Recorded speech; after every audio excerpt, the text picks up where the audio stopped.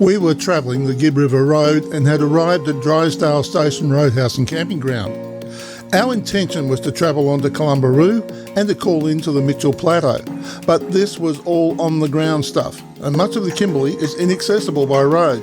And so we took the opportunity to cram ourselves into a small single-engine plane and have a look from the air. It was beyond our budget, but what the heck. Sit back and enjoy.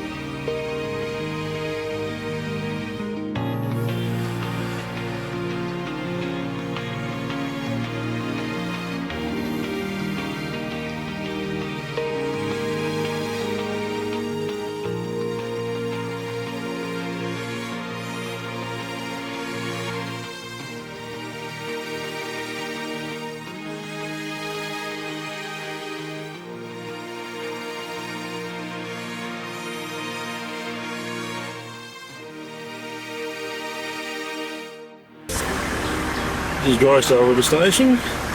Hotel facilities or bar facilities there.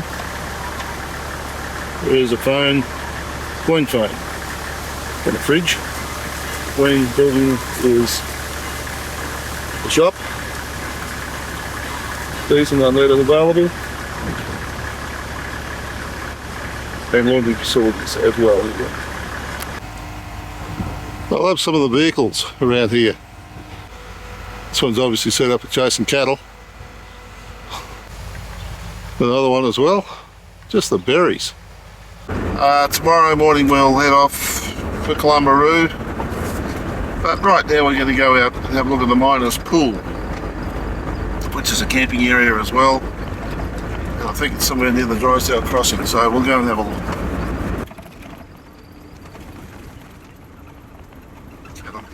Yeah, it's over there.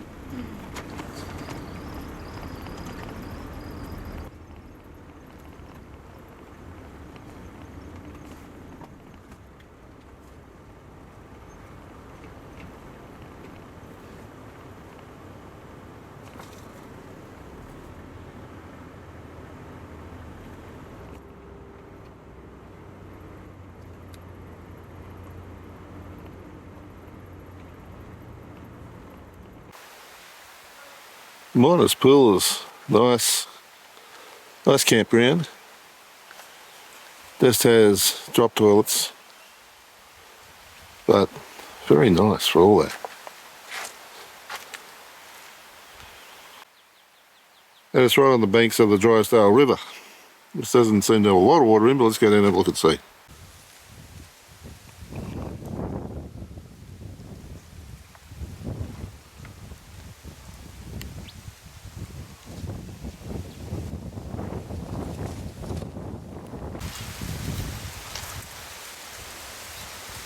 Just at this point of the river, if you step in, you go straight in. It's deep, off the edge. However, there are other areas that do go in a little more gently.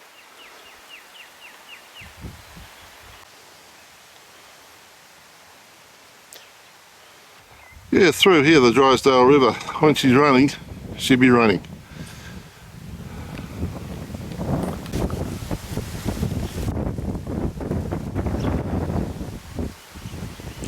I'll give you an idea of how high the waters run through here. This is the Drysdale River. This is where it crosses the Kalumburu Road.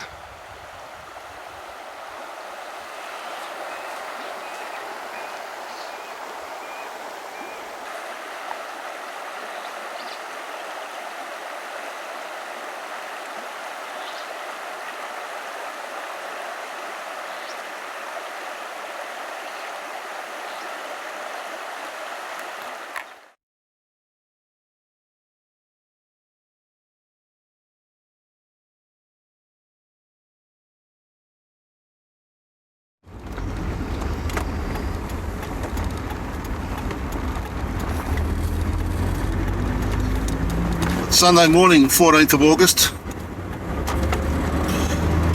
We've decided to, we're onto the main Kalumburu Road again now. Going to make a run and see what the going's like. We were told yesterday by someone that the road's a lot worse there than it was 4 days ago. It's fenced on the side of the road at the moment. It's all clogged up with debris and everything from the river overflow. There's the river way down the bottom there.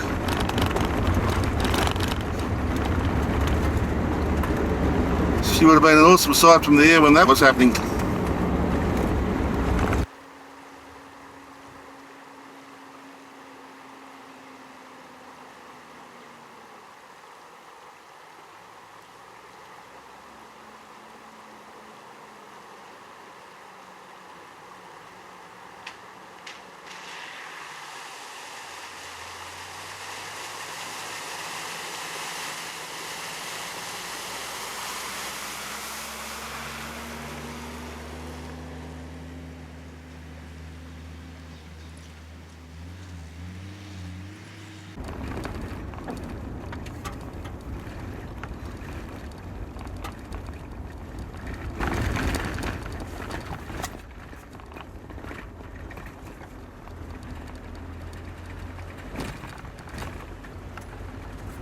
pretty little creek.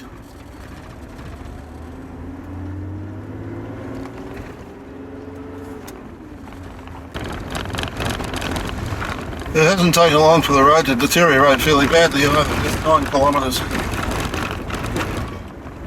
And I suspect it's going to get worse.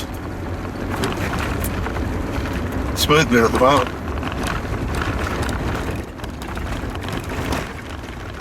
Basically drive where you have to.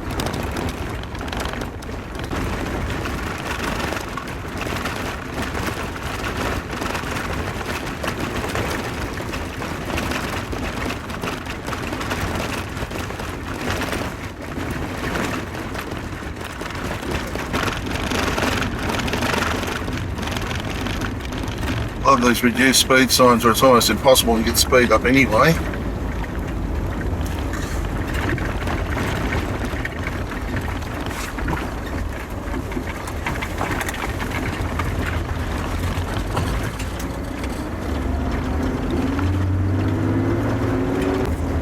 There are stretches of this road that are just really good. We're at 27 kilometres from Drysdale at the moment, and the road's pretty smooth, but it won't last for long. Apparently the road only gets graded about once a year. That's usually just after the wet. So at this time of the year, towards the end of the season, you can imagine that it's probably going to be pretty ordinary. Sometimes you just got to pick the smooth road, and sometimes it's not always legal. Main thing is to get it back to the other side of the road, to go around corners or over crests.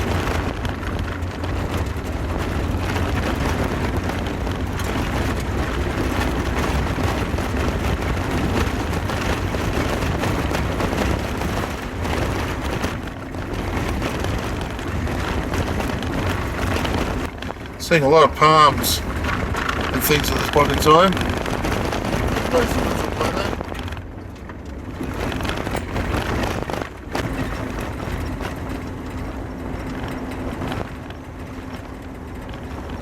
Yep.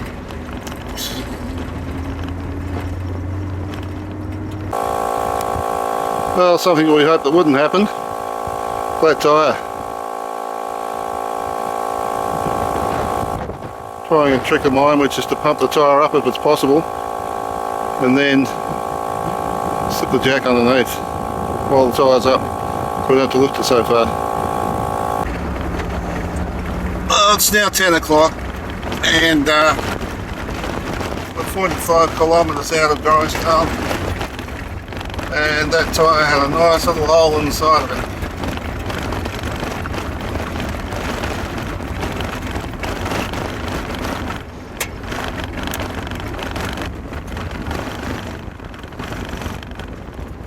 Bus.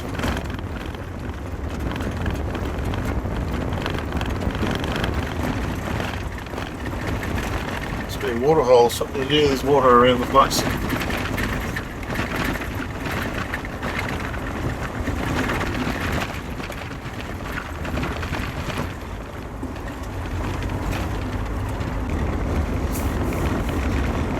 Meters, Port Warriner, Mitchell Plateau Turnoff. That's it right there. Going up the Kalumburu. It's going to be interesting to see what the road is like from here on in.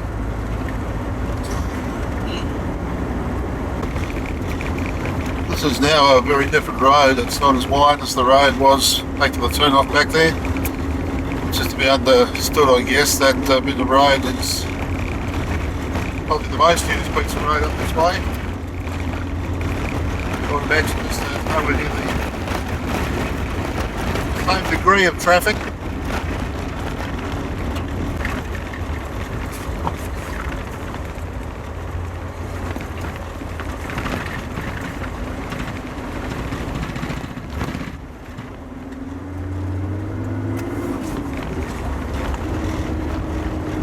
You all got a name there or not? No. Going through some country at the moment, which is generally wide open type country. There are trees, but Sort of grass thing with trees by the looks of things. We're about 21 kilometres past the turnoff, Mitchell Plateau, so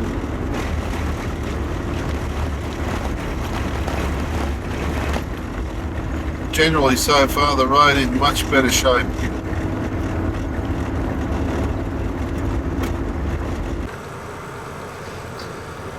139 kilometres from Drysdale. It's the airstrip for Theta Station to the left, and the Drysdale River is only about probably a kilometre to the right hand side of us. And we're correct, that's not the Drysdale River about a kilometre to the right of us, it's actually the Morgan River. The turn up to the Drysdale River National Park is just not too far ahead of us.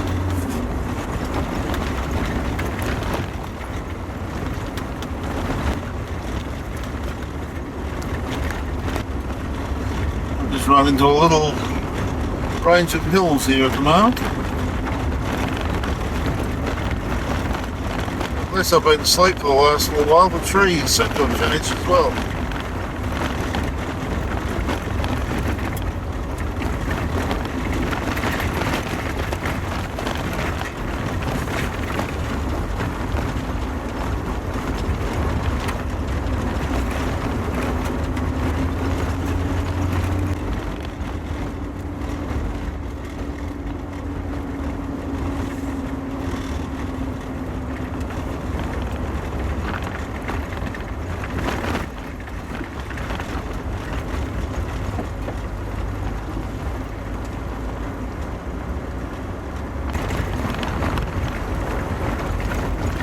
The road, which was pretty good until a few kilometres back, is now deteriorated into a track that needs to be negotiated carefully.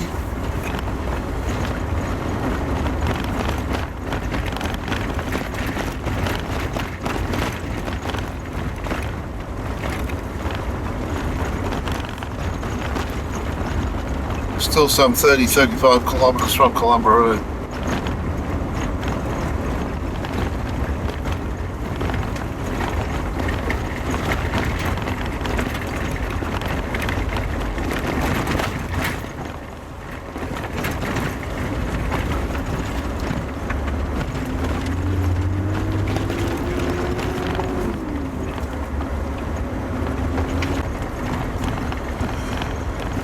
A few pedestrians on the road.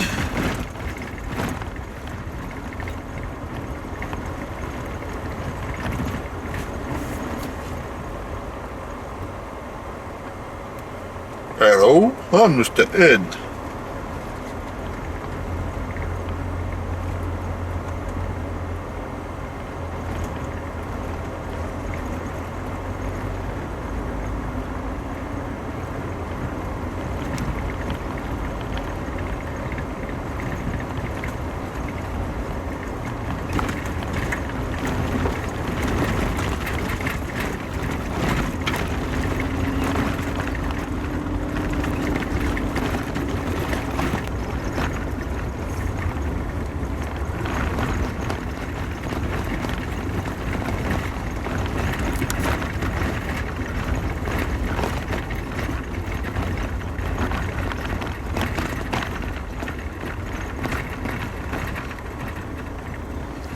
This is the Carson River.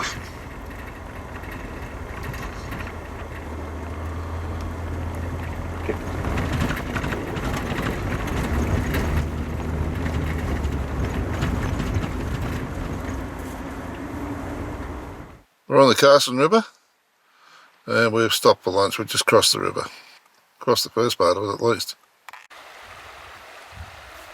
The Carson River crossing picks up a bit of pace as it comes just down across the road here.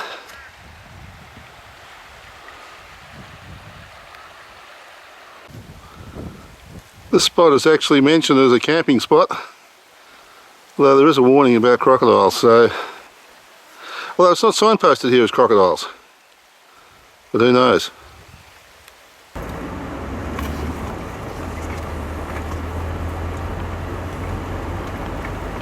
Now this is normally all still Carson Creek. Pentecost River.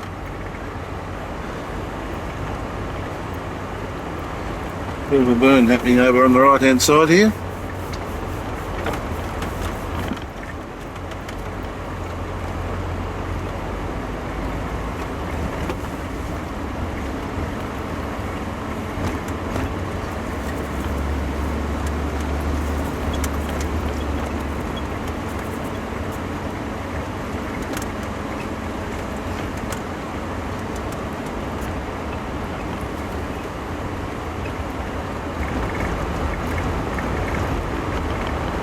Yeah, it makes a lot of sense.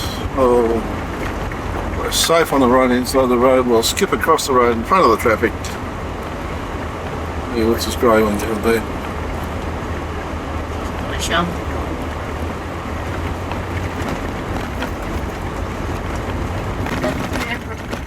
Yeah, then where are they? Out in the paddock, picking berries and things on? I think it's a dead car, maybe. Got a broken screen, yes. Yeah, I think it's abandoned and deaded. Just recently deaded it, but Through down the Gunbarrel Highway and caught up with from the Turnoff end. Got around along and found one of their cars parked out along the road, and they were wandering down the bush collecting berries and oh right, that okay. sort of thing. Yeah.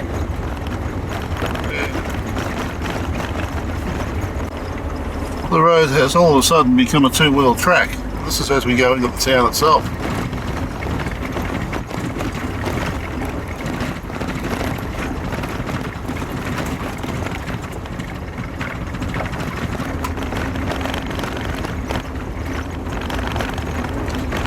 Huge restrictions on filming in here, so we don't know what we can or what we can't take photos of or film.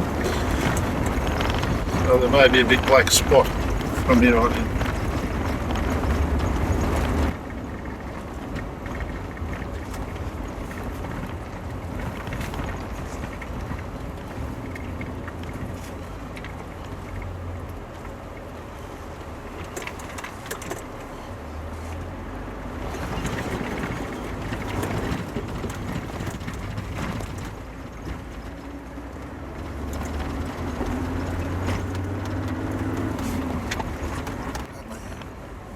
Police station.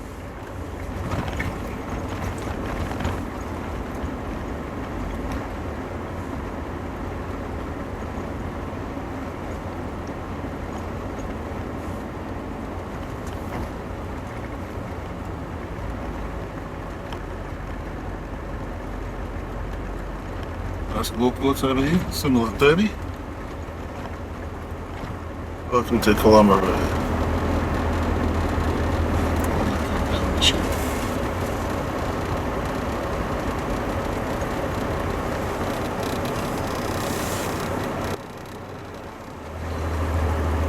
Well, it's internet access ahead. Getting down for a wireless internet hotspot. Oh, terrific. That'll be even better.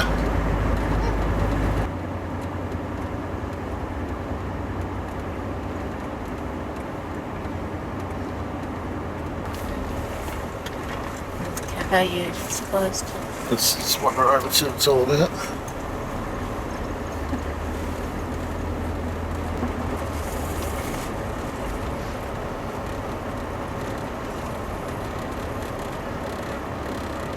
The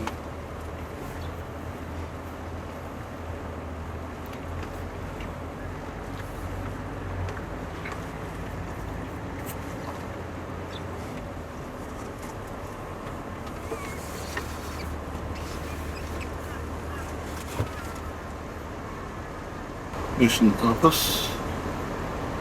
Something happening here. Ellenbrae mission.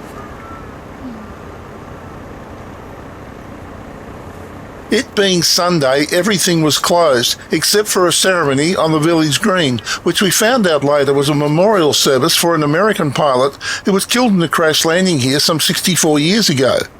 His widow and some dignitaries from the USA had flown out for the ceremony, which explained the big fancy chopper sitting at the airport.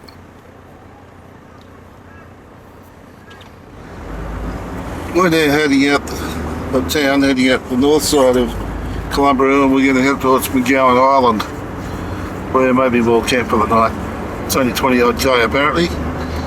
According to looking at the mud map, it'll probably take us a couple of hours to get there.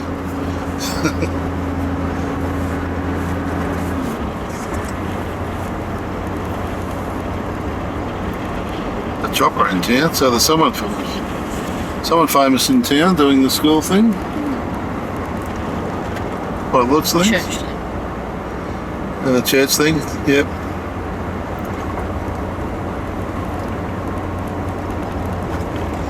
Decent sized chopper too, what's more.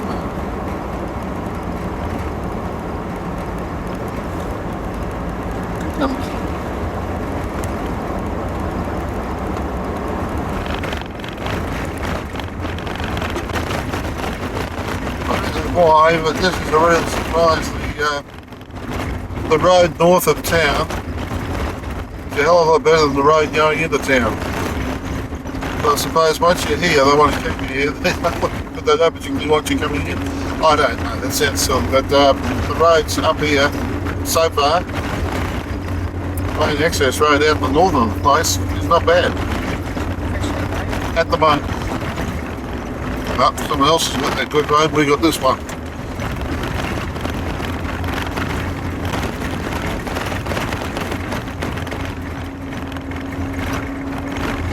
Right, wide now again, this has been a two-wheel track for much of the distance up here.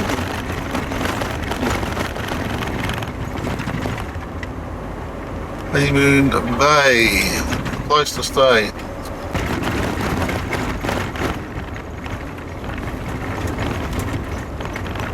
Heading out to McGowan Island. Have a look there, see what it's all about.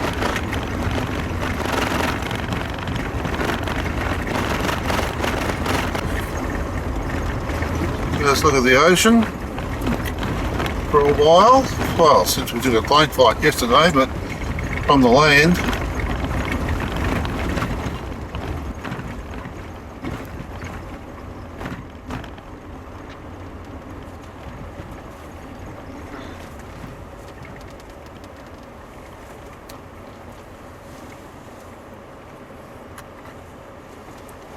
Let's stop here, I assume it's there.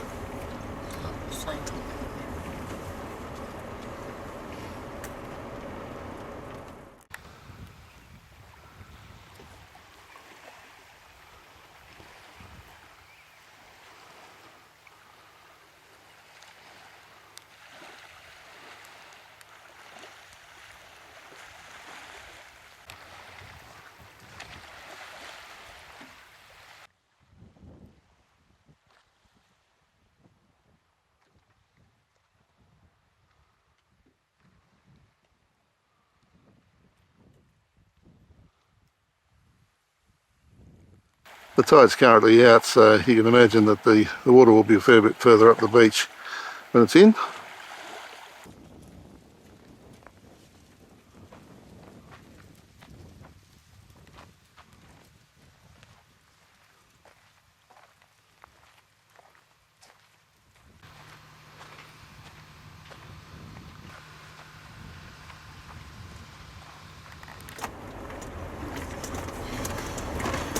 Obviously these roads had a bit of a bad impact from the wet season. There's been a lot of work done to get them back into shape again by the looks of things.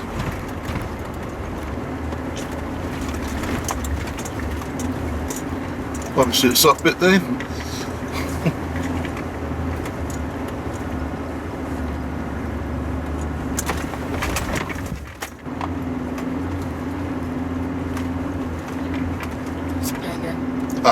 Yes. 10 kilometres, I'd say. Yep. Oops.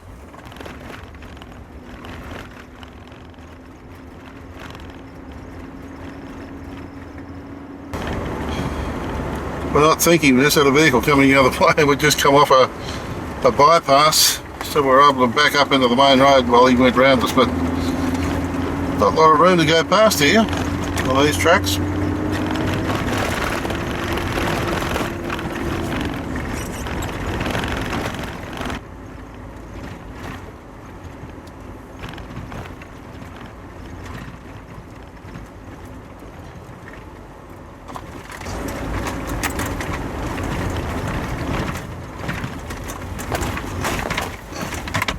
One thing's for sure, these are not roads that you bring your family car out on.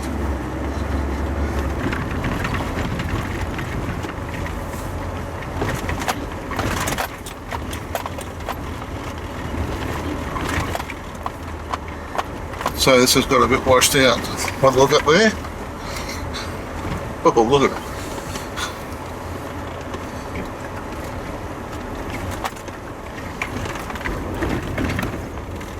Here we are at Honeymoon Bay.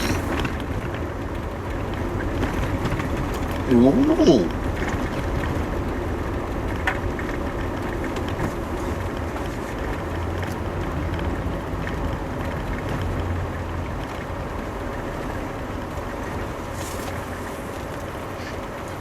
Reception.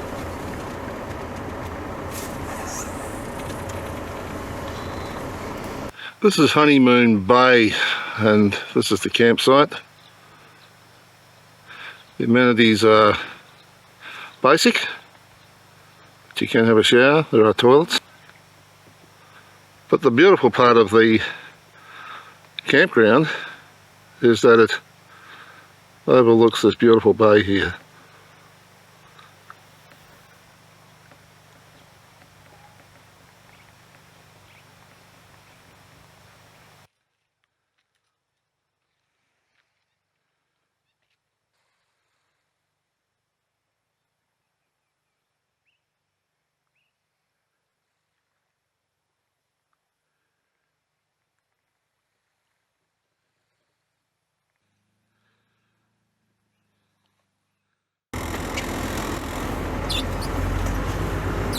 Normally from here you would exit out to the right, but we're going out to have a look at a place called Tamarind. This is Tamarind. In the old days, this is where they used to come to harvest sea cucumbers. Apparently Indonesians used to come down and harvest them here.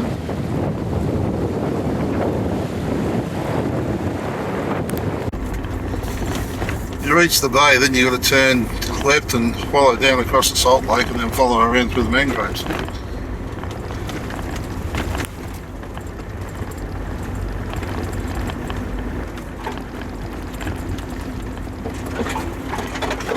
And you're currently looking at Mission Bay.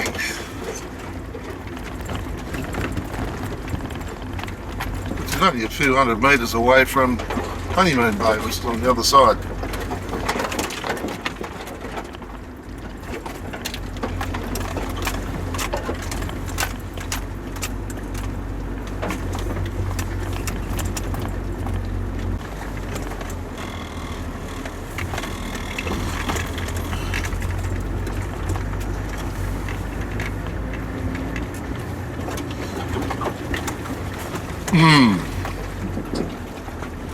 Very tidy, Barbara. It's track off as he goes further up than I thought. Yeah.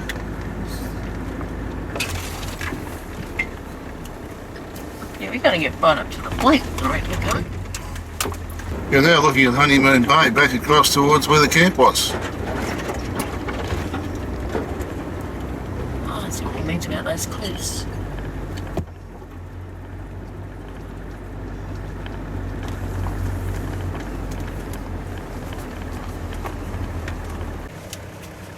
Well, that's where we are in the trail from the dot on the left-hand side of the bay. That's where we've just come. To the right is Mission Bay, to the left is Honeymoon Bay.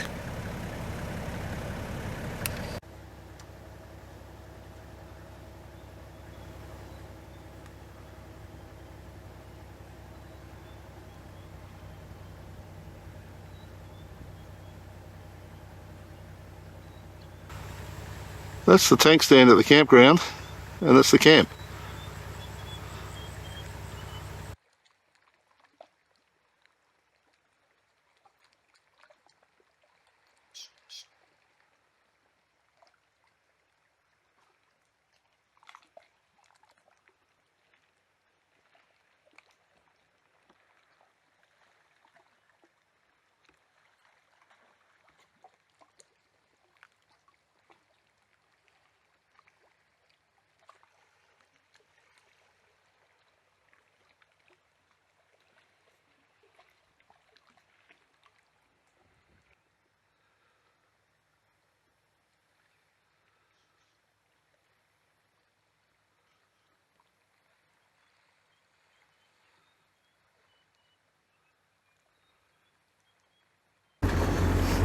Okay, we've worked out that we're currently at Tate Point. The bay out to beside us here is Mission Bay, and Tamarind is actually where that boat ramp was we first came across, and that's Mission Cove.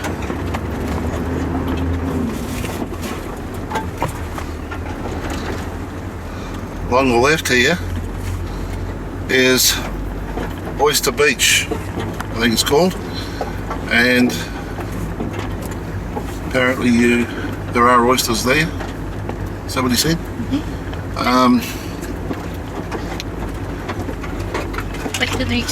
Very old area this, and it's been harvested by the Indonesians for many years before.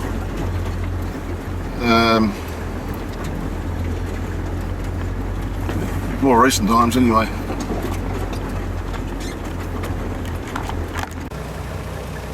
Just a bit of a look at Mission Cove.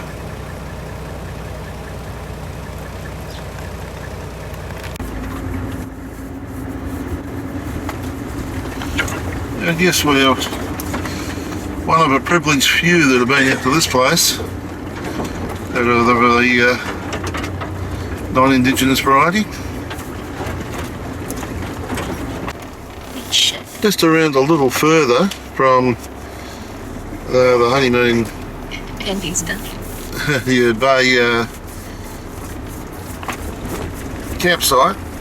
There's this little campsite as well, which is all part of the same place. Must be Baobab Tree. Beach Shack and Inquiries are at the office.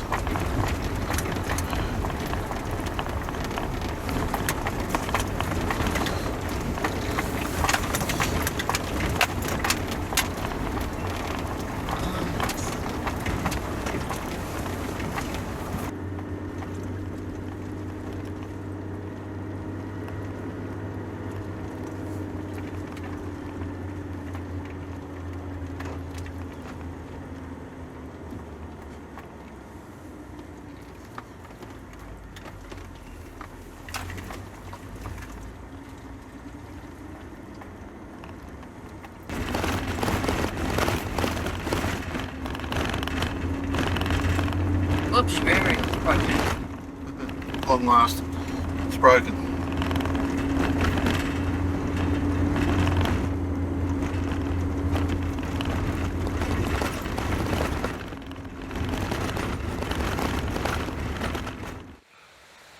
Just beside the airstrip, the Kalumburu, there's a collection of old B-52 Mitchell bombers, or the remains of, that have crashed in the area.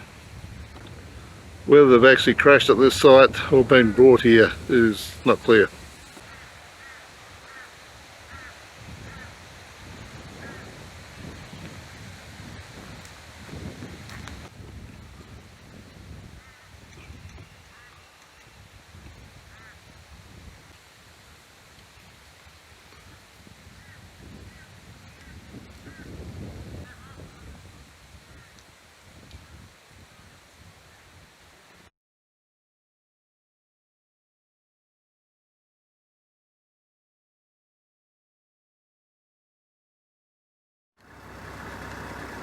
The airstrip is an all-weather strip. The town nestles over there at the base of the hills. This is the King Edward River, and it flows just right through Kalumburu. Kalumburu is actually on the banks of. And there are 4 or 5 lookouts, which are quite convenient for you to go and look at the river. It is difficult to find the lookouts because they're not marked.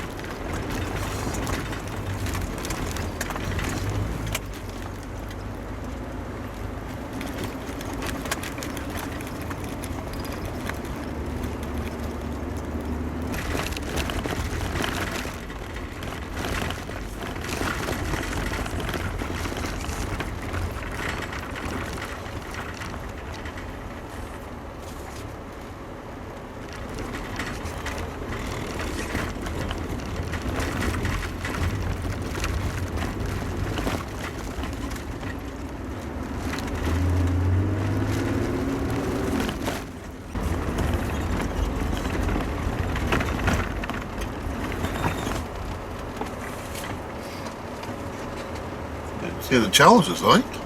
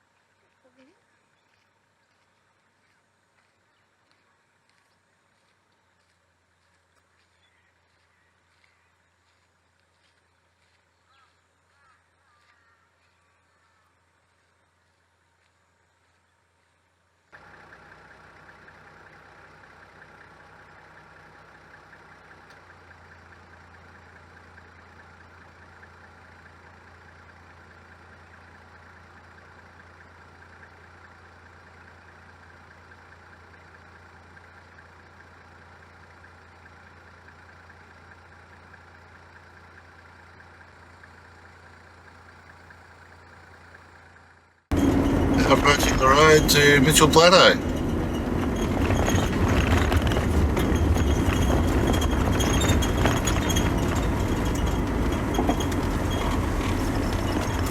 And this could be nice and rough.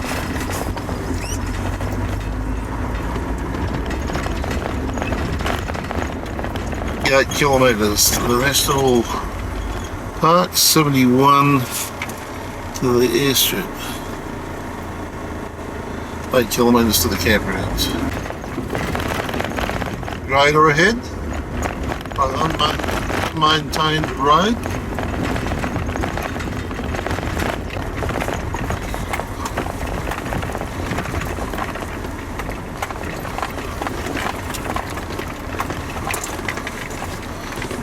It's like crossing the King Edward River.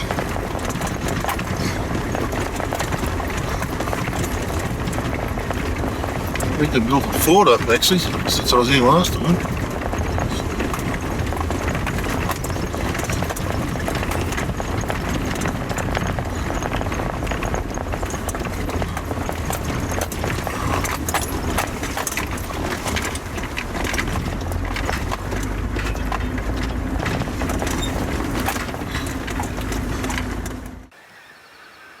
It's early morning, about 5:45.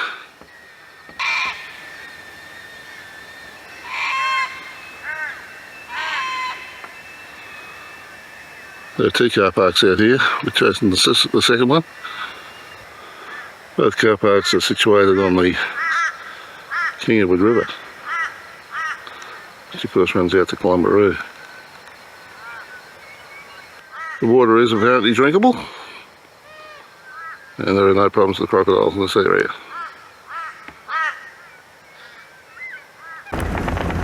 Right, we're back on the Mitchell Falls Road, and 76 kilometres to go apparently.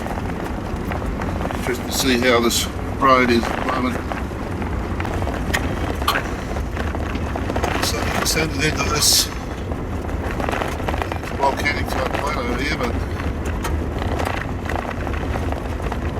all the palms. This is just 10 kilometres out from the car parks.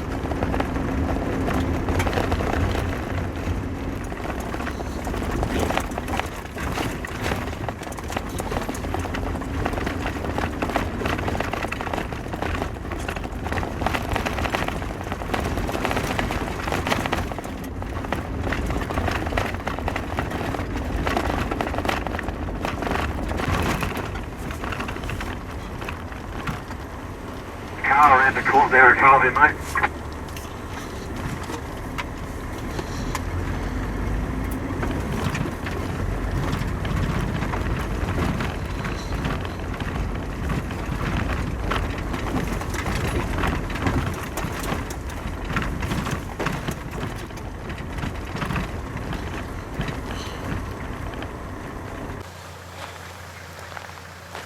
There are some harsh conditions out here.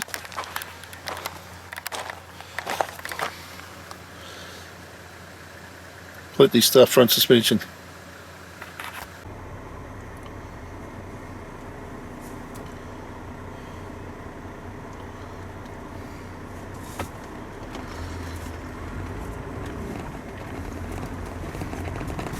obviously not off-road.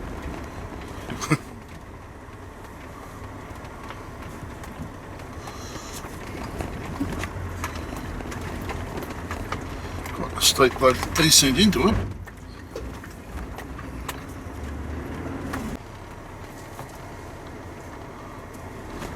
Alright.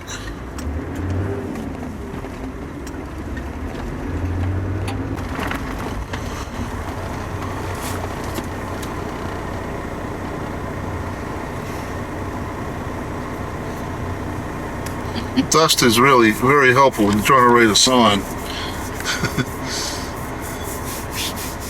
Okay, to the left is Panami Unpu, 16 kilometres, which is Mitchell Falls. So there's pool straight on.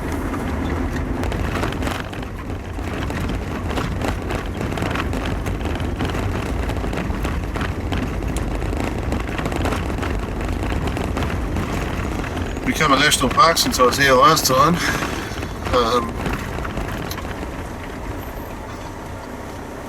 We have a current national parks pass, so that's going to help us.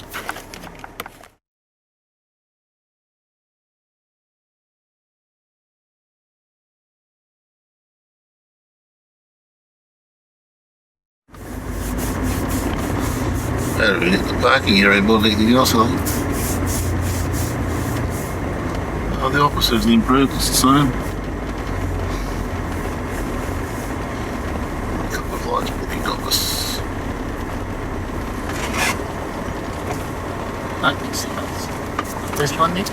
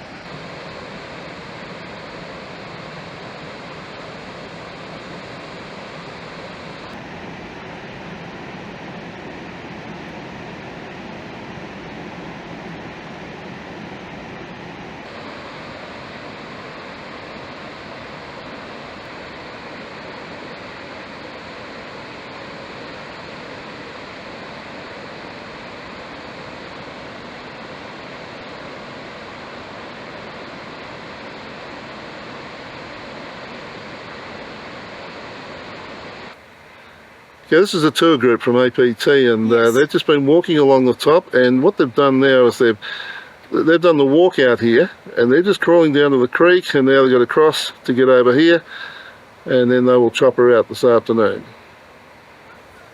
I believe the secret is you take your shoes and socks off, and you put an old pair of socks on so you don't slip on the slippery rocks.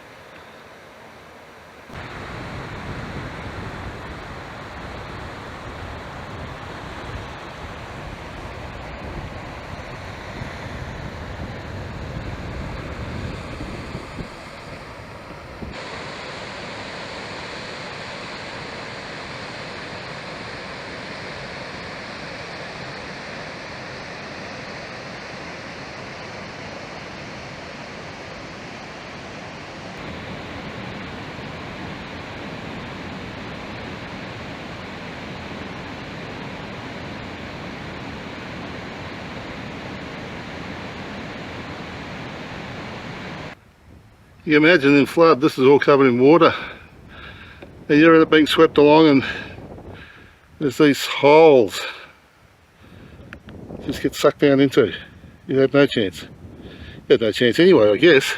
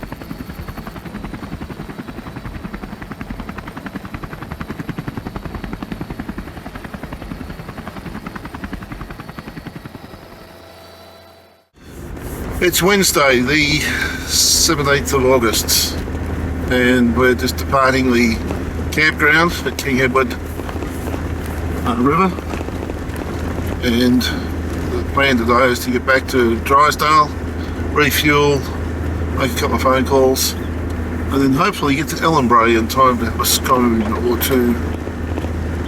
Whether we get there in time for that today or not, I don't know. We'll probably camp there tonight, see what happens.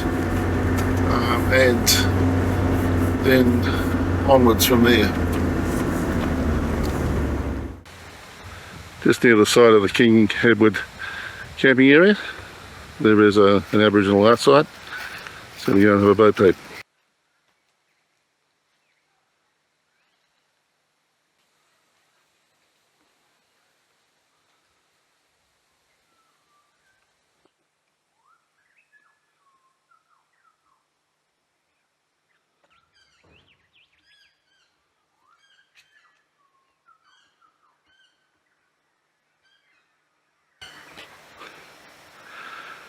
There's been a viewing area built here, so when you come into the car park, just walk around until you find the viewing area, and there it is.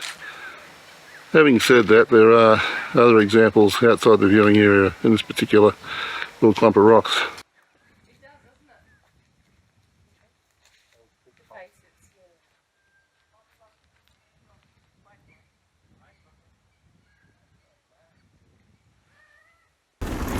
We won't bother about doing the thing you're under the computer now.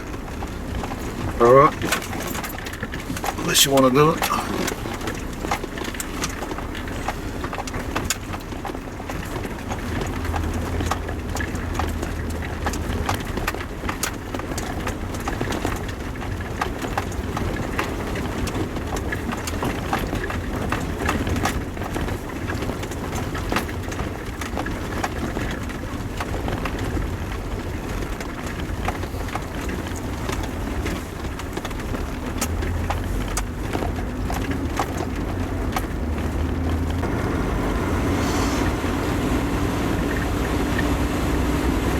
we're just crossing through the Drysdale River, returning back from Mitchell Plateau, and just up the road, a couple of kilometres, is Drysdale River camp.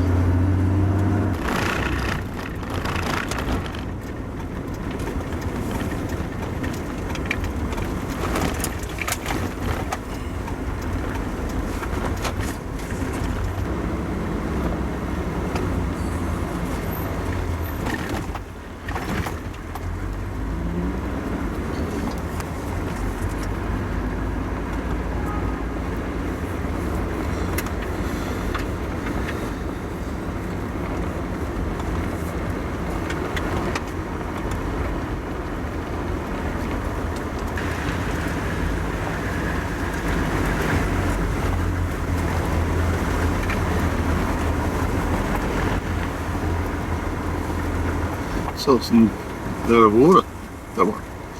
Must be out of juice or something. Righto, we are about to leave Drysdale Station. We have had another burger. We've had a rum and coke. We've fueled up. We've filled up with water. We've had a shave. We've had a shower. And a shampoo. What else? Bought coffee. Stocked up on coke. We're doing well. Next station, or next point, we're aiming for tea and scones at Ellenbrae.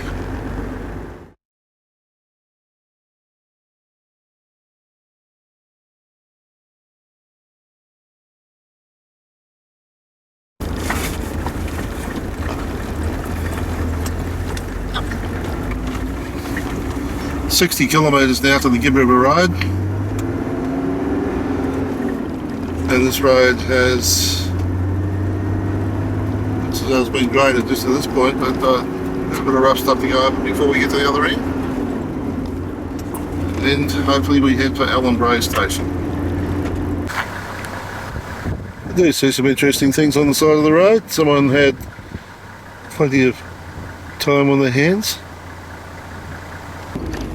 Approaching the Gibb River, and camping on either side. Let's be approaching.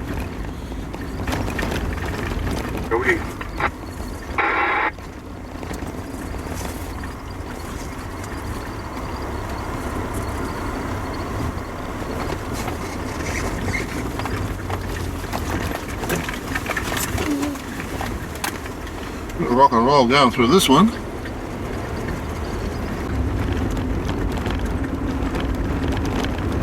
Well, we're down at 60 kilometres from Drysdale Station.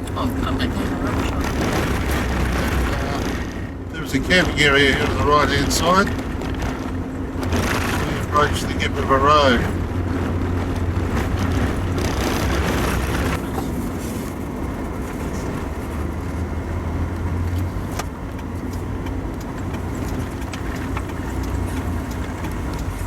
I suppose I'll point, where is it?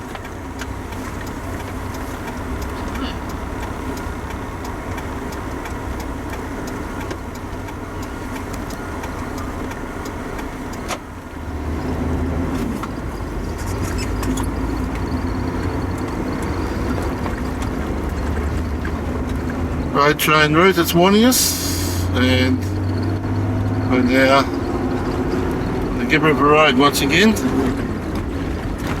Wind at 280. Well, we won't be getting that far.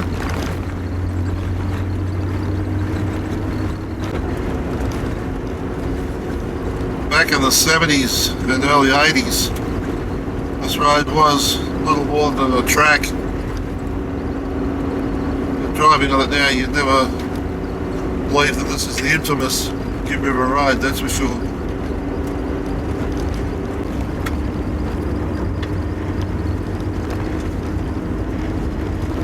All of a sudden we have a little bit of undulation.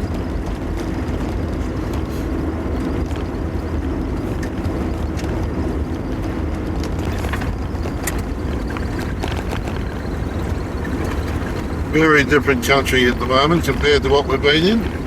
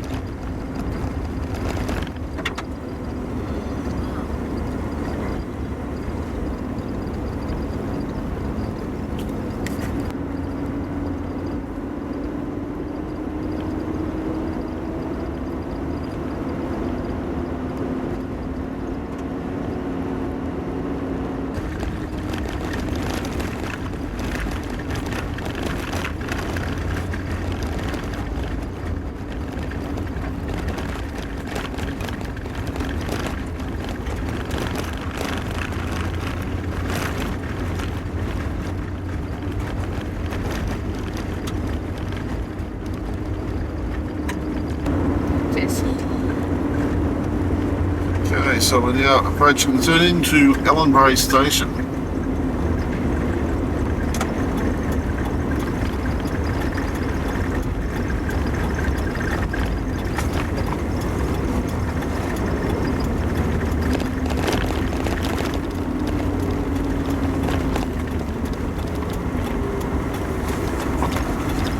Singers as well.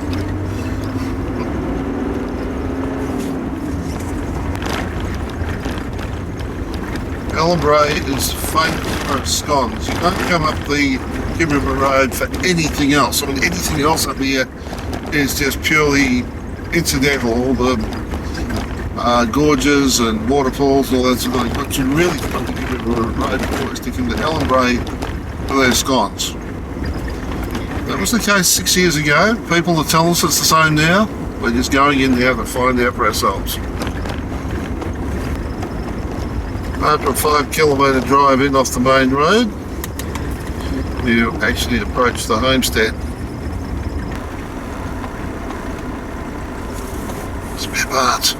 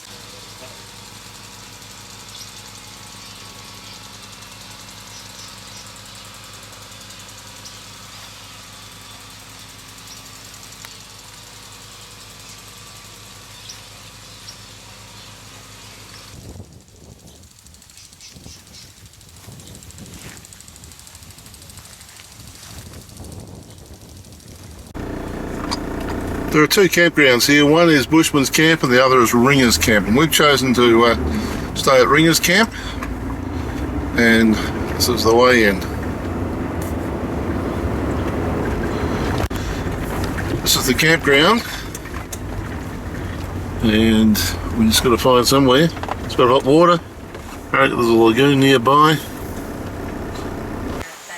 Was that great? Yes.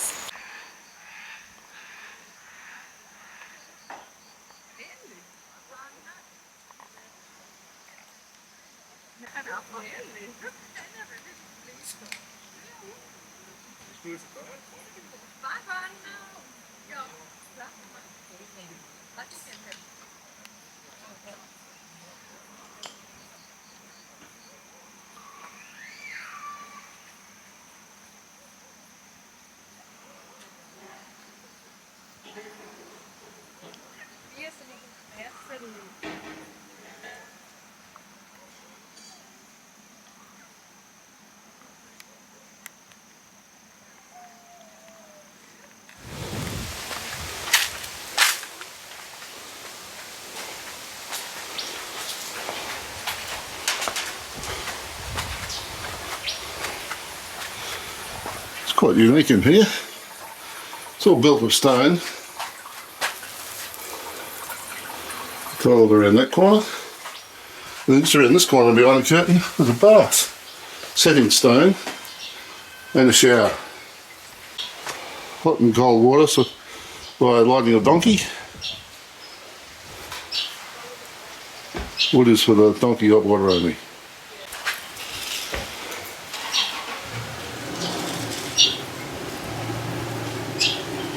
Very interesting setup. We're just driving in to have a look at Bushman's Camp now. This is on the other side of the road, and this is more bush camping style rather than the other one, which was, well, I understand it's more bush camping style. There's a little kitchen here, and there's also an ablution block. This looks a little more up to date and modern than the one that's on over at Ringers Camp.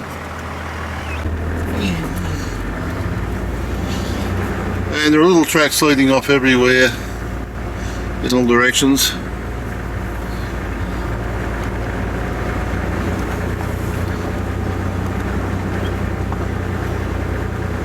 To various little camping spots. I have to say, I think a lot of people took the recommendation of the from the Ron Moon book. Maybe that's not always a good idea, depending on what your thinking is. So that was Ellenbrae Station.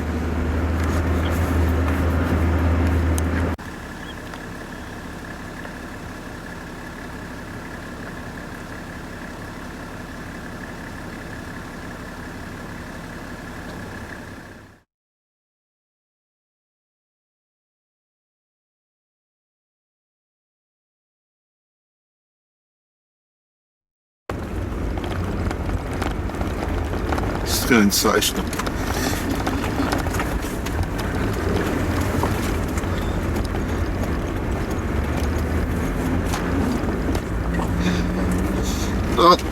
Ellenbrae is all about the scones apparently, and we went in and we had our scone, so taken by the birds and everything was going in there.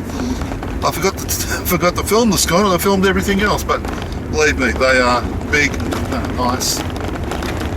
Very nice. Well worth going in just for them alone to go up past.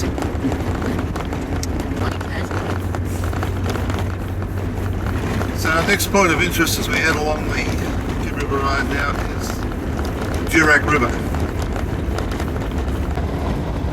The countryside we're travelling through currently is vastly different to what we found up the Kalumburu Road.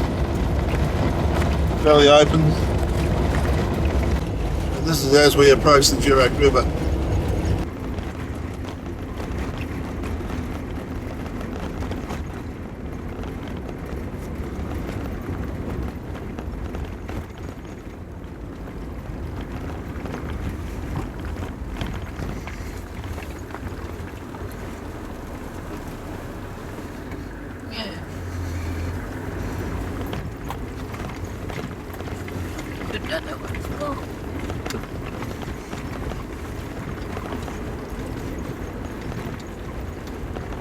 Yeah. Let's put it.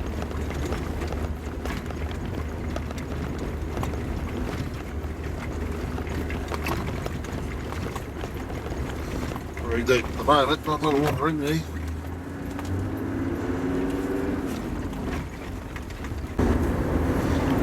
This is Raleigh's jump up.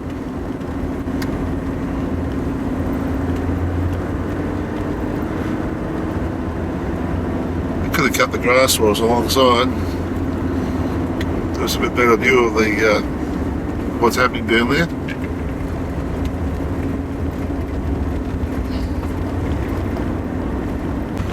We're running into some very interesting country here at the current time. I'll tell you what the range of hills is, but off the top of my head, I don't know. Just had a couple of blokes out the other way, travelling flat out speeds. I don't know why they got to do what they see about coming the other way. They don't back off, they just keep going and they're chucking rocks everywhere. Fair enough, try and get up over the corrugation, but at least have a little bit of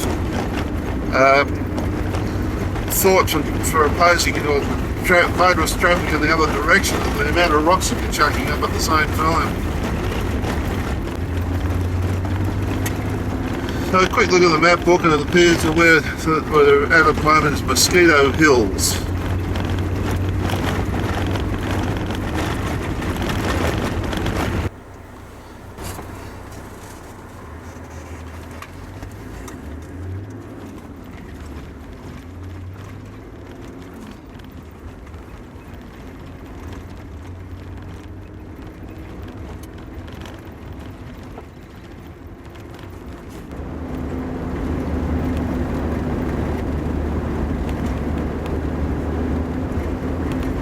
Bindoola jump up, this is.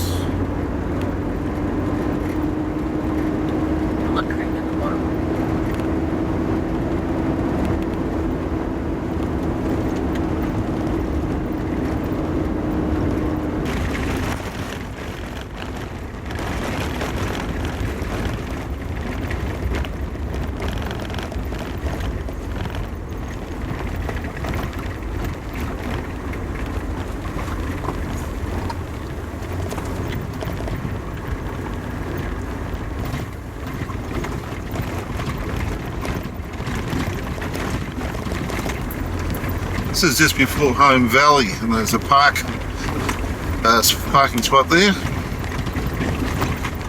Pull in at the P, actually drive in.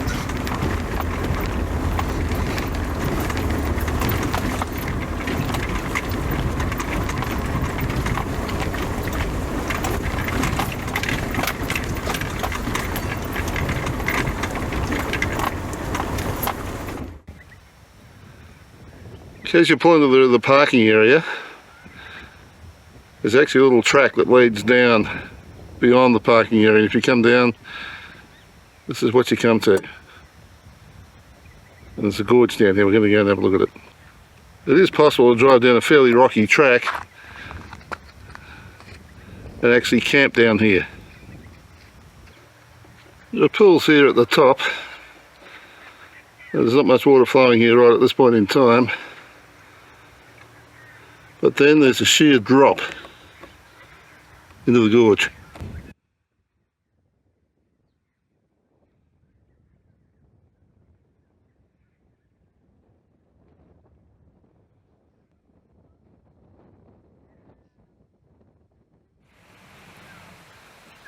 Just a bit further down the road there's a little bit of a pull-off, or if you duck in you can walk about 30 or 40 metres and there's continuation of Bindoola Gorge.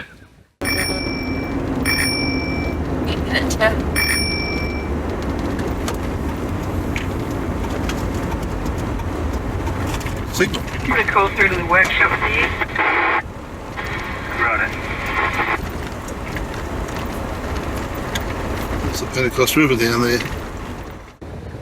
There seems to be a lot of haze around, probably smoke haze. That's the Pentecost River down there.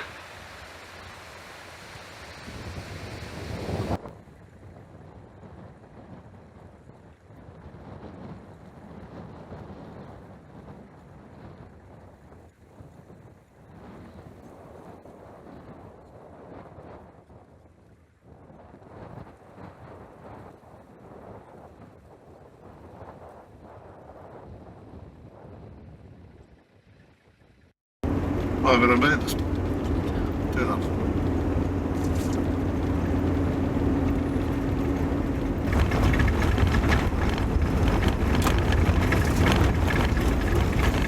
Turn up to Honeymoon Bay station and we go in 2 kilometres.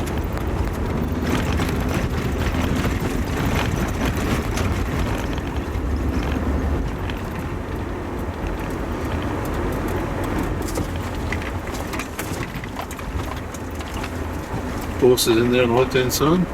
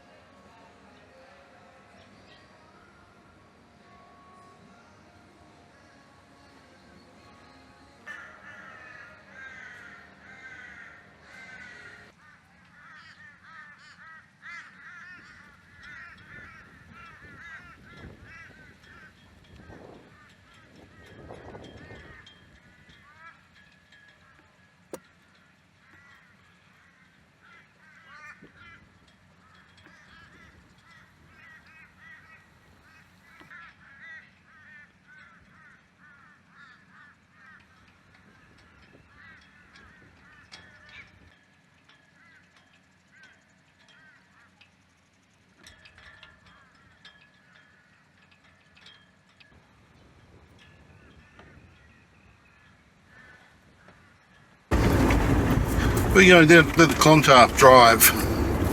It's a 4-wheel drive track, about 10 kilometres I believe.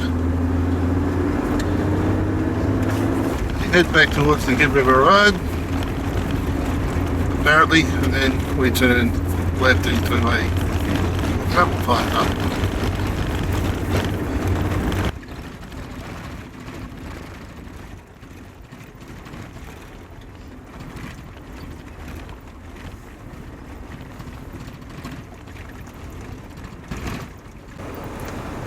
Oh, it really is a pity there's a lot of smoke around today. Smoke haze. It's such a magnificent sight normally.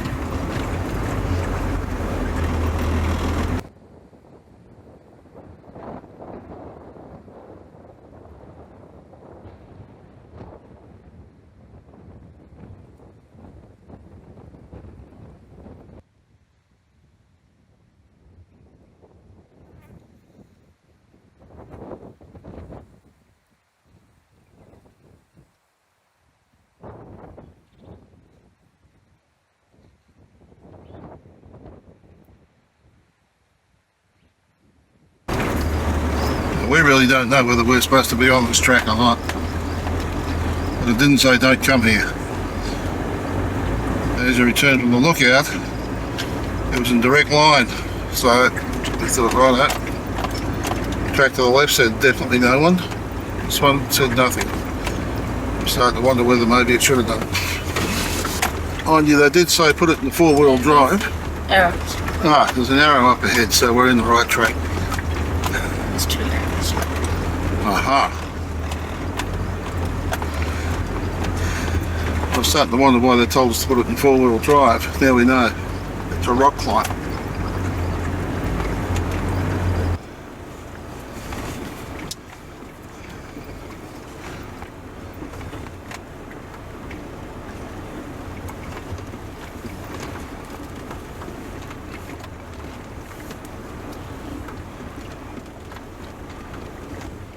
Wouldn't be in the vehicle, it's too top heavy.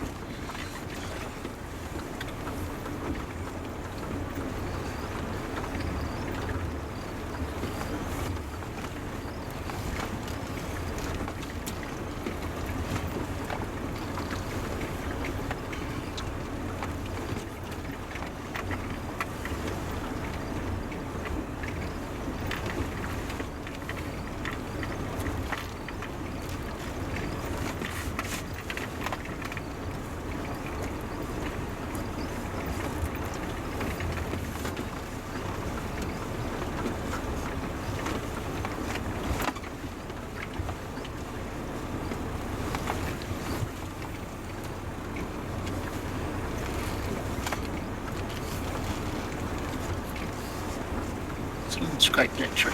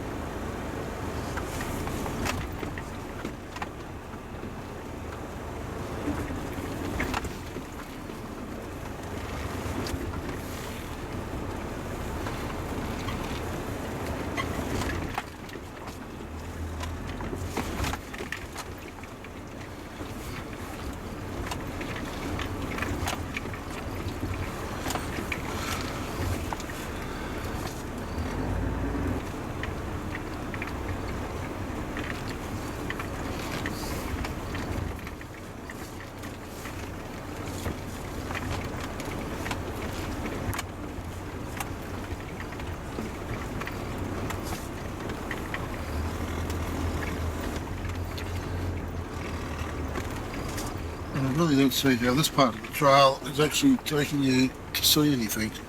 No. Uh-oh.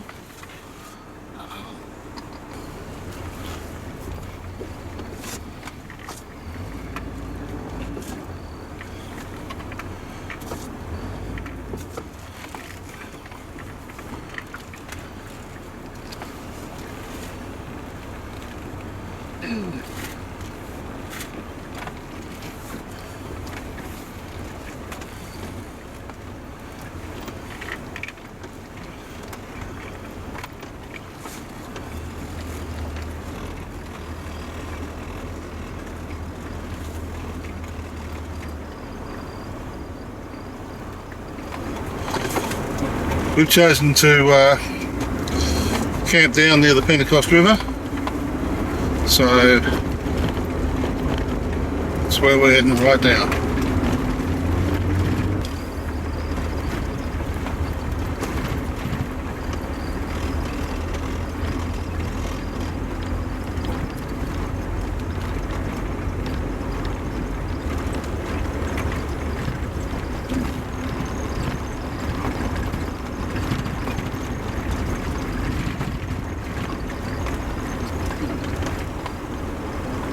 trees are.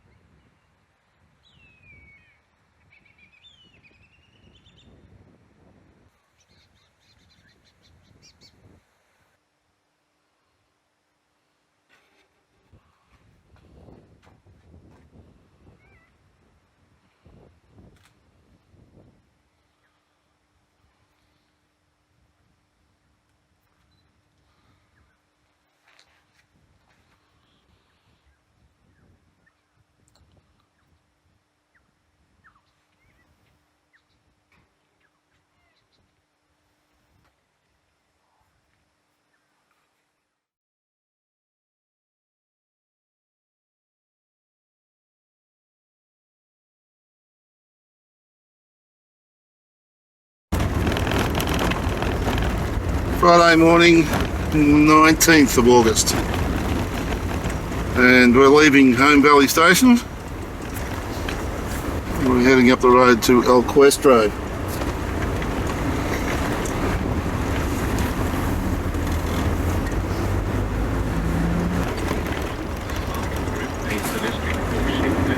We're now back on the Gibb River Road and we're heading down across the Pentecost.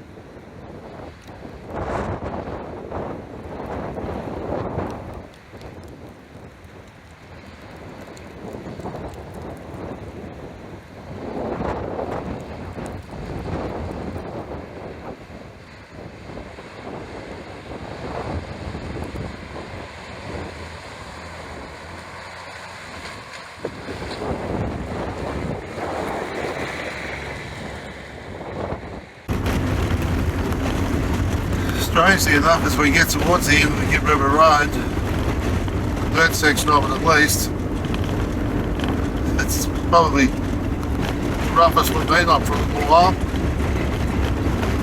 and it's near where the two main resorts are.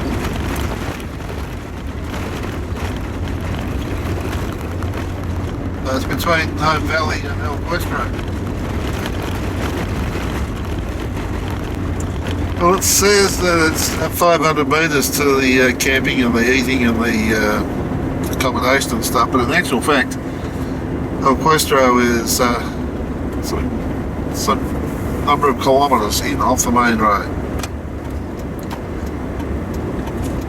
We're actually on bitumen at the moment. 16 kilometres to El Questro.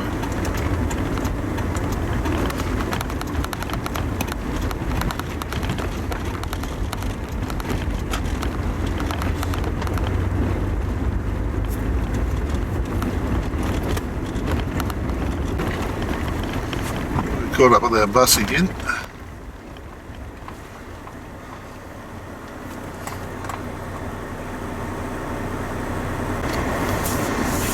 Again we crossed the Pentecost River and we're within 500 metres of the township of the station.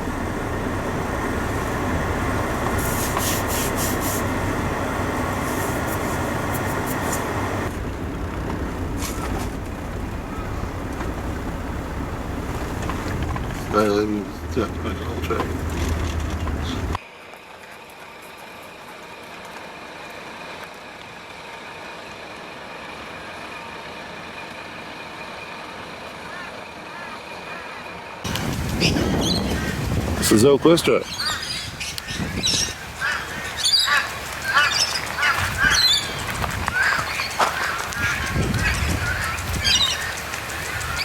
First look.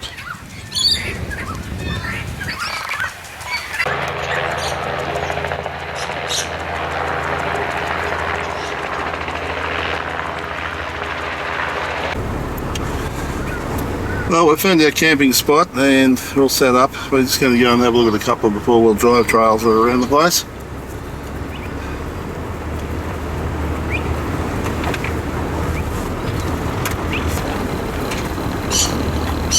There are a number of camping spots along the river if you want to use those.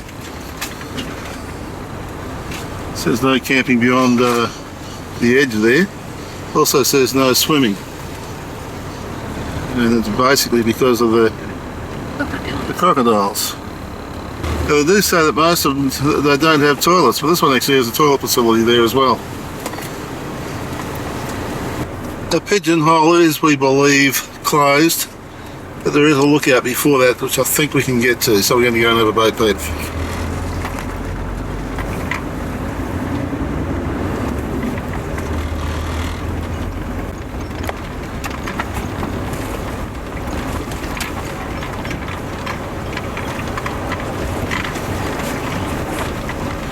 This is the thing, they've said pigeonhole is closed, but they certainly haven't put any go signs anywhere, but look out to the left, that's the way we're going.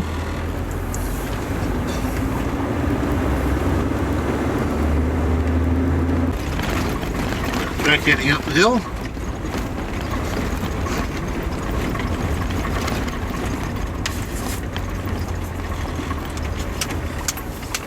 Okay, now then.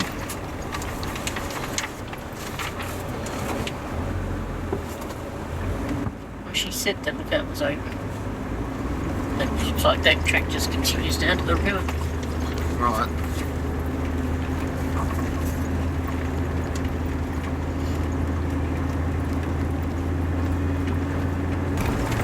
Pigeonhole, only look out. No through road. Pigeonhole's to the right, and then close it off.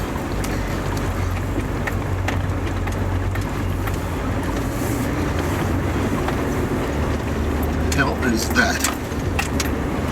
Oh! Oh no. Can't say that's not worth the drive. Should be a bit close.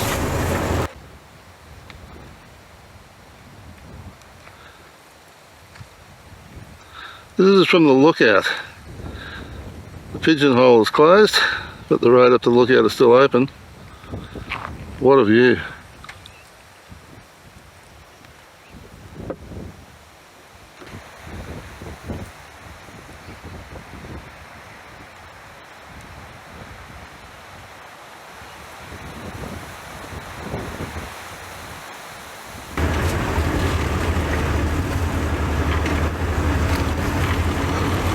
Doesn't seem that steep going the other way, but we'll slip her into a low range and just let the car take itself down.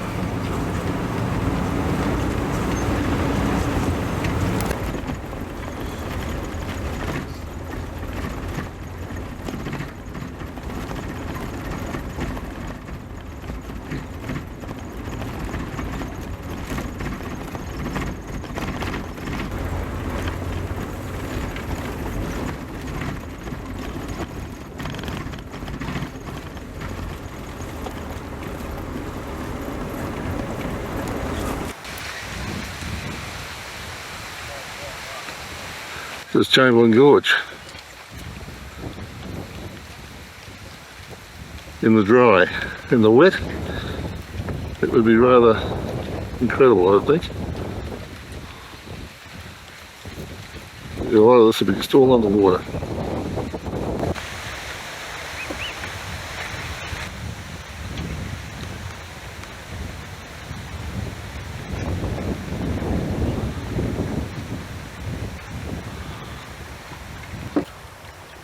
It's easy to see the devastation caused by the river as it flows in flood.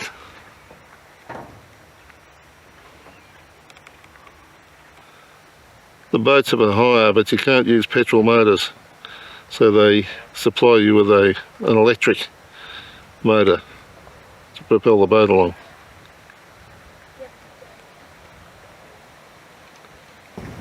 Put the top up and have a good afternoon in the gorge. One wonders whether the loo has to be rebuilt or replaced every year. Here we are, just cruising with our electric motor. A bit out of the battery goes late while you're out there, I guess. To roam around El Questro, you have to have a wilderness pass. Currently it's $18 per person. It's valid for 7 days. Must be fixed on your windscreen of your car, or must be in play at all times. You then pay extra for your camping if you decide to camp. This boab tree is thought to be about 1,000 years old. It's called the Durack tree because it's emblazoned, apparently, with the D of the Durack family. It's also been emblazoned with a few other people's names as well over the years.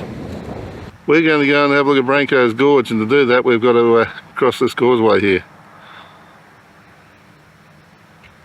Guess they've got to rebuild this every year too.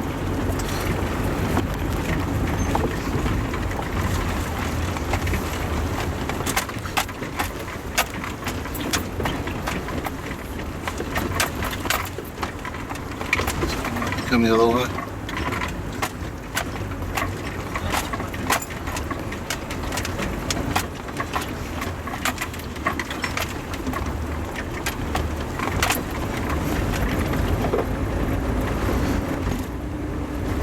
Just had to negotiate a fairly deep sand track. That's what we got to turn the camera on for. I'm too busy worrying about where we're going and how we're doing it.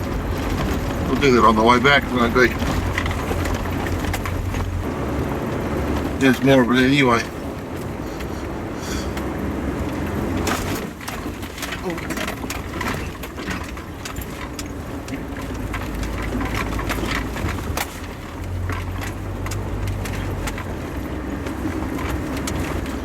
Maybe it's going in a different direction. Let's look out.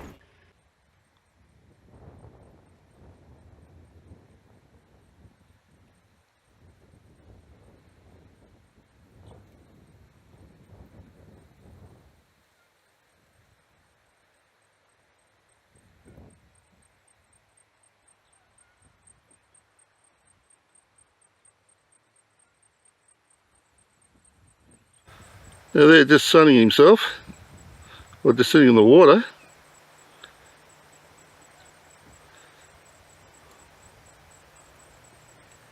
There's a croc.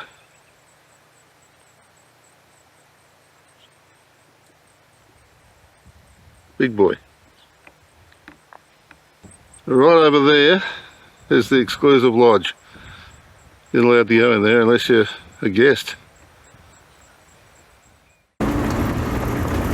We're on Branco's Lookout, and I don't think we filmed it coming up, but it's really steep.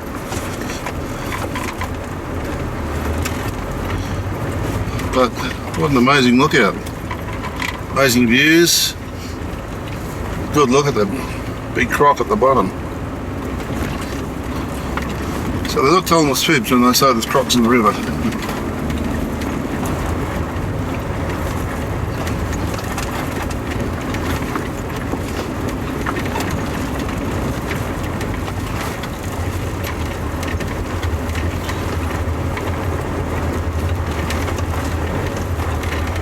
Actually bring a tour bus up here, and I ask you to vacate one of the tables by 4:30 so that the tour bus can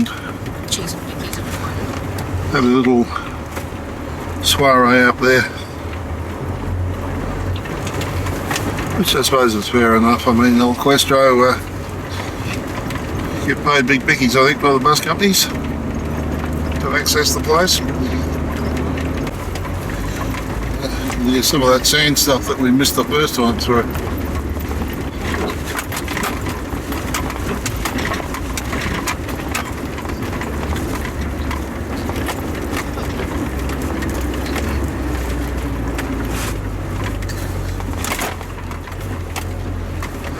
Two vehicles desperately trying to get out of each other's way.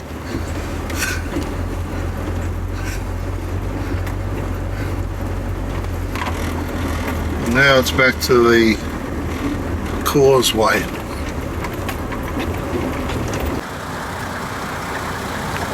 It's exclusive collection. Exclusive accommodation up there, that's for sure. Not allowed in there. Saturday morning, nearing the end of the trip. We're just leaving El Questro. We're going to call into Moonshine Gorge on the way out, Zebedee Springs, and then we'll call into Emma Gorge, and then on to Kununurra. That's the plan for the day. Yeah, okay, we're going into Moonshine Gorge here.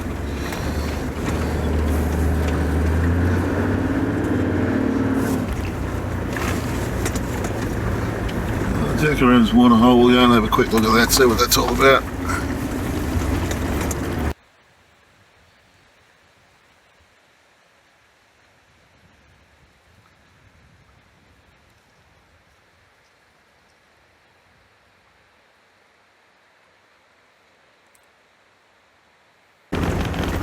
We're moving on now towards Moonshine Gorge.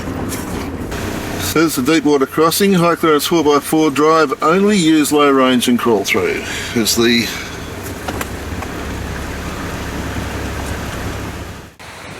okay, we're going into Moonshine Gorge. Down there. No more than about 50 metres in. This waterhole.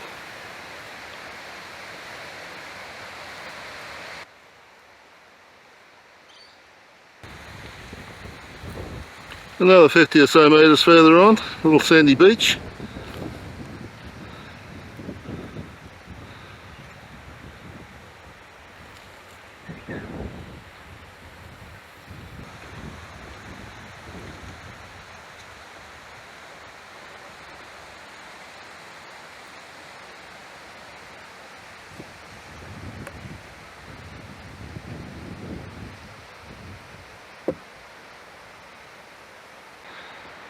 The blue dot, or the blue ribbon in the tree, shows you the way.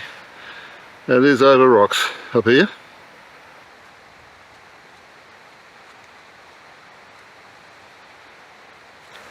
There are some nice rock patterns though.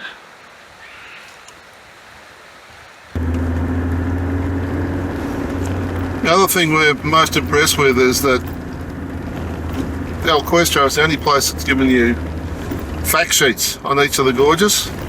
Each of the walks, degrees of difficulty, what you should take, what to be prepared for, what birds, animals you're likely to see on the way, what plants you're likely to see on the way, and it really is well marked as well. So top marks to El Questro for the way they've set this place up. We're now back on the main road into El Questro, and heading out towards Zebedee, however you want to pronounce it, Springs. There's a view for you. The car park is full, so two of the springs, please visit another time.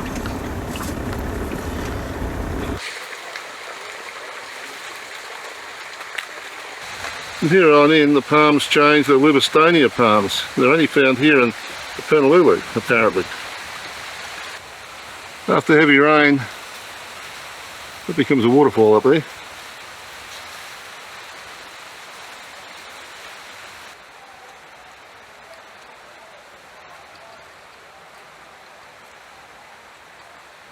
So Zebedee Springs is a permanent thermal spring. It's fed via a fault line from a permanent supply of water, which is deep within the earth.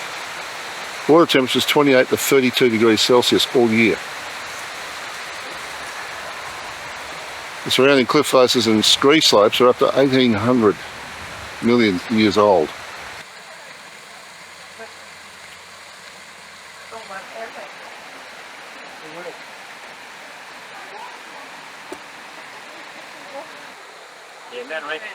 Yeah, that's right, yeah. Just seeking out.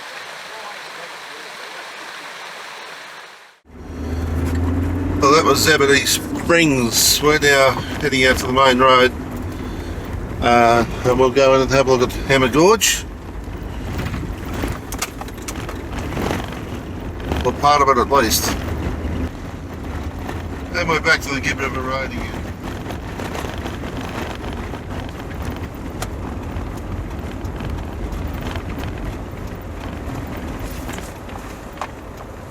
Come on. Lovely.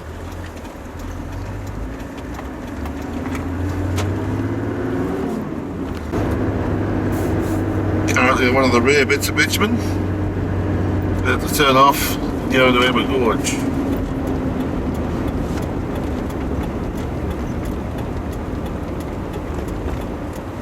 Resort. No camping in here.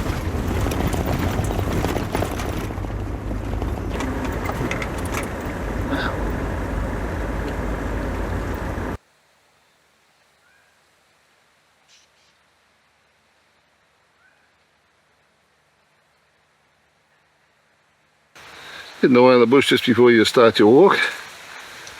Eco tents. All part of the resort accommodation.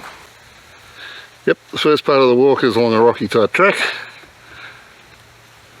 but you're in between these walls of this gorge here, which you could probably see if someone hadn't planted trees in the way.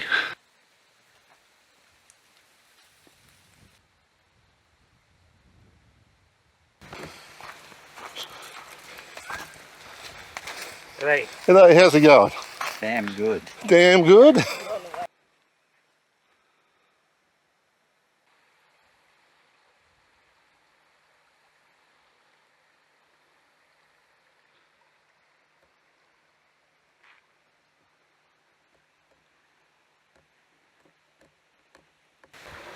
After you pass the number 3 marker, you're now definitely walking over rocks and things to get to where we're going. The blue markers. All you do, just keep following the blue markers.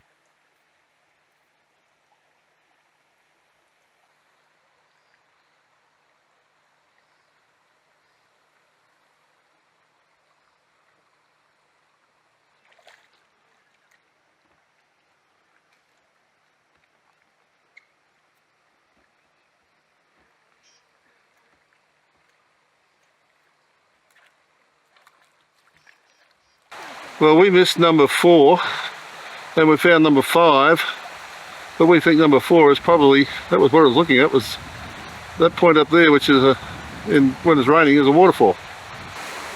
So easy because you're looking down all the time, and you got it because you're climbing over rocks, but you forget to look up.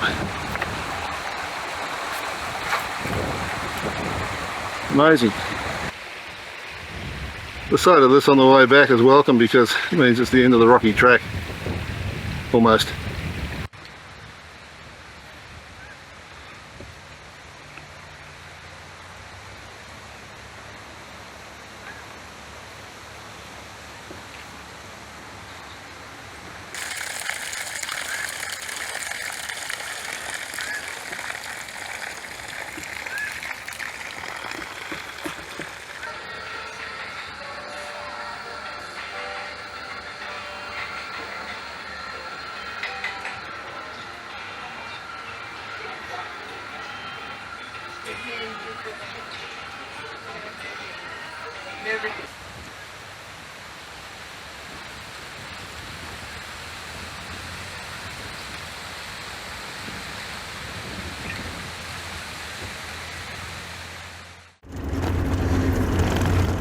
So now we're leaving Hammer Gorge and we've just got the run into Kununurra now. Kununurra and Catherine to the right, Wyndham to the left. We have reached the end of the Gibb River Road.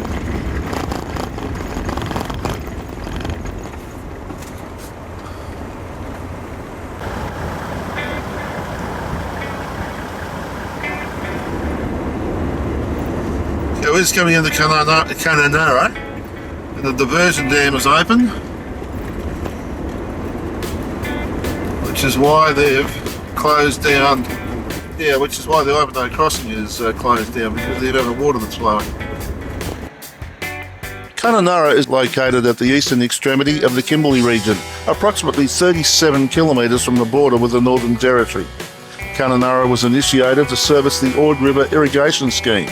The population is around 7,000, growing to around 10,000 during the dry season. Kununurra is the largest town in Western Australia north of Broome and is 3,040 kilometres from Perth via the Great Northern Highway. The town has an abundance of fresh water conserved by the Ord River Diversion Dam and the main Ord River Dam. The tropical agricultural crops grown in the Ord River irrigation area have changed over the years. Key farm activities include the growing of melons, mangoes and Indian sandalwood.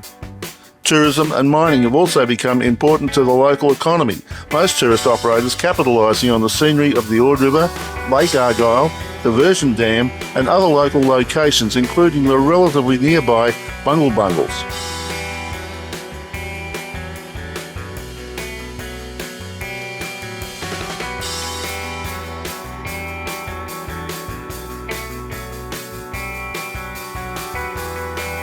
This is Kelly's Knob, and that's probably Kununurra's most recognisable icon landmark, if you like, from out of town. And out there are the irrigation plains where all the produce is grown.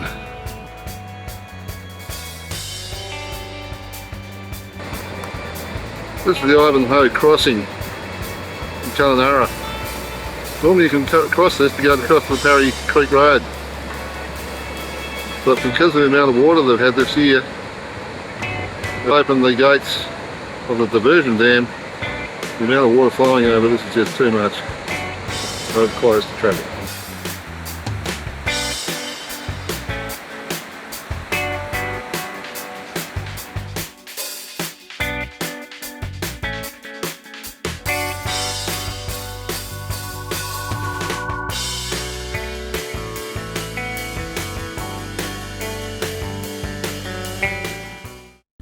If you enjoyed this video, there are over 400 more just like it on this channel. Subscribe and hit the notification bell and we'll let you know when our next video is available. If you like this video, hit the like button and maybe even leave a comment. If you weren't too impressed, then the dislike button tells us absolutely nothing. So tell us why, so that we can do something about it. Thanks for watching.